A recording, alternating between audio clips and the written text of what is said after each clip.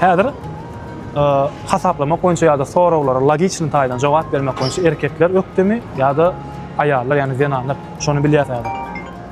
Bir gyz gelýär, şondan soraýas. Salam, goýmaýarlar. Salam. Goýmuşsyňyz? Goý. Adyňyz näme? Jasmin. Jasmin? Ya bu iş nada ya? Böyle Jasmin şu wagt bizle TikTok'ta şeyler bir soraw goýdy. Ýagny aýal maşgalan yani zenanyň logiçny jogap bermek ukuýugy güýçlümi ýa erkeklenki diýip. Indi size soraw. 160 kal topsa bilýäňiz gatnaýa dogry dämi? Indi 160 kal topsyň içine 50 adam bar. Birinji sınıfga geldik. 20 adam düşdi. 10 adama münni. İkinci sınıfda 15 adam düşdi. 15 adam münni. Indi soraw. 160 kal topsyň şoförüniň ady näme? Adymy? Adyny bilemem. Erkeklerden sorasa aýdardylar. Iň bolmany Murat diýerdi dogry dämi? Ine de erkekler tapawdy.